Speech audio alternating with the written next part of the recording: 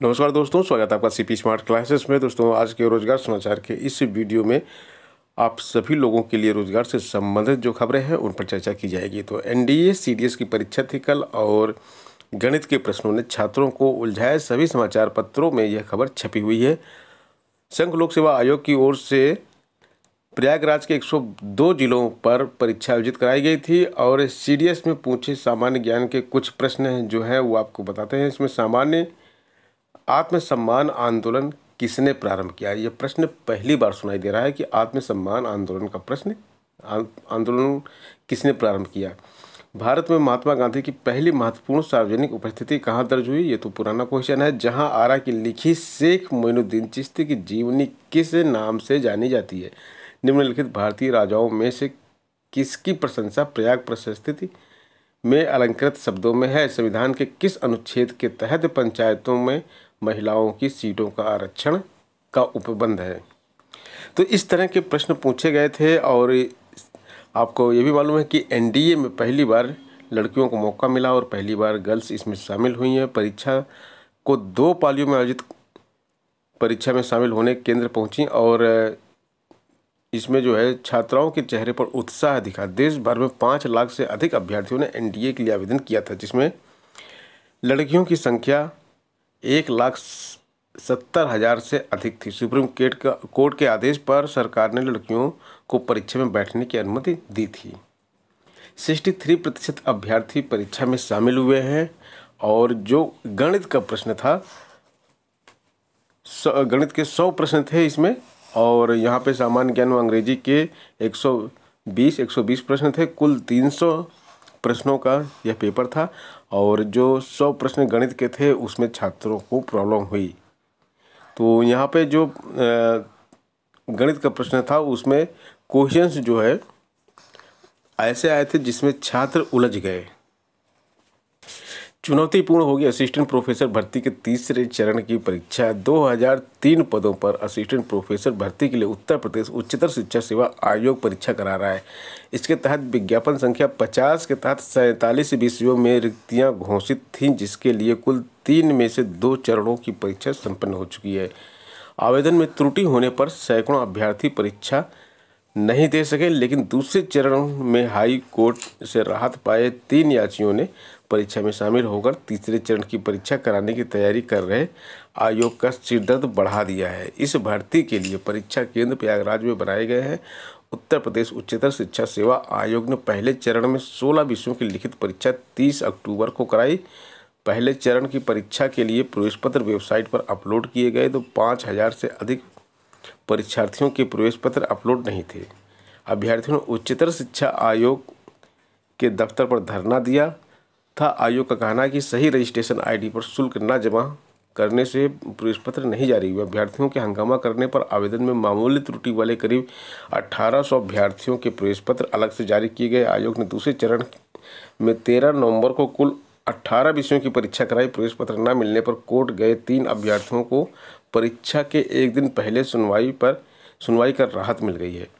आयोग ने इन अभ्यर्थियों को परीक्षा में शामिल किया है। अब आयोग मान रहा है कि 28 नवंबर को होने वाली तीसरे चरण के विषयों की परीक्षा के लिए सही आवेदन न भरने वाले अभ्यर्थी इसी आधार पर कोर्ट का रुख कर सकते हैं।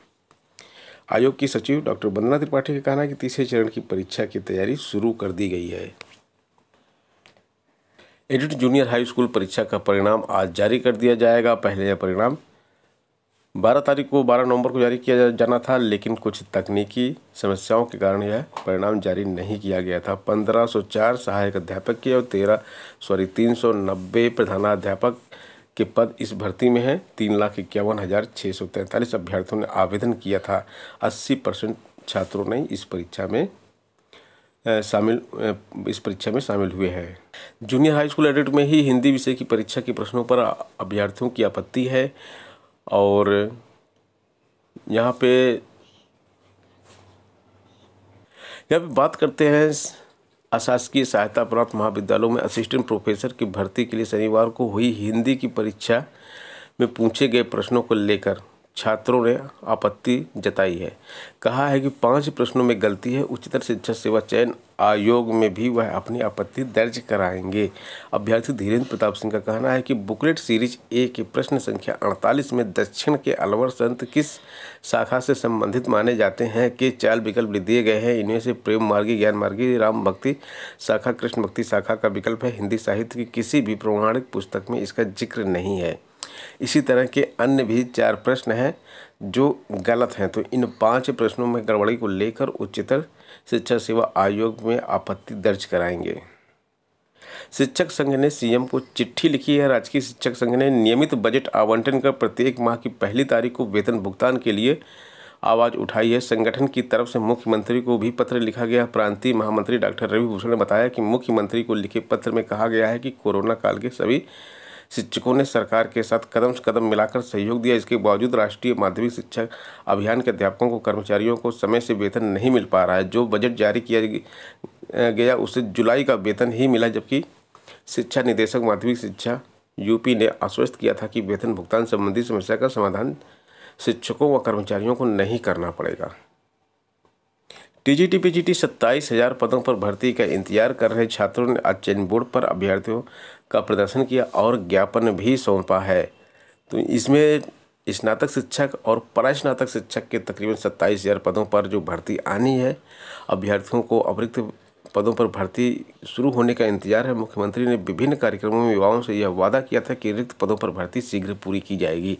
हालांकि अब तक इन पदों पर भर्ती के लिए विज्ञापन भी जारी नहीं हो सका है। अभ्यर्थी मांग कर रहे हैं कि विज्ञापन जल्द जारी किया जाए। इस मसले पर अभ्यर्थी सोमवार को चयन बोर्ड पर प्रदर्शन कर ज्ञापन देंगे।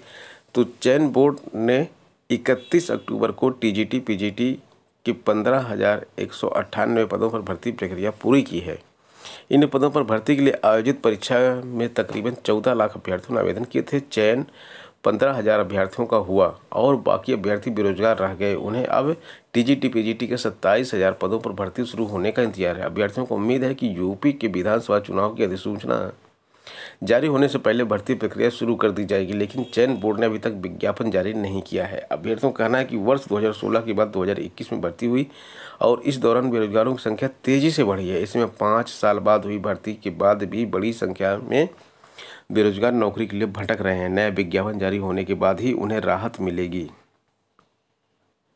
प्राथमिक शिक्षक भर्ती की बात करें तो इसके लिए धरना प्रदर्शन आज किया जाएगा। डीएलएड बीटीसी का प्रशिक्षण पूरा कर चुके प्रशिक्षितों को नई प्राथमिक शिक्षक भर्ती का इंतजार है। इस मसले पर प्रतियोगी छात्र सोमवार को विभिन्न परीक्षा नियामक प्राधिकारी कार्यालयों पर धरना प्रदर्शन करेंगे।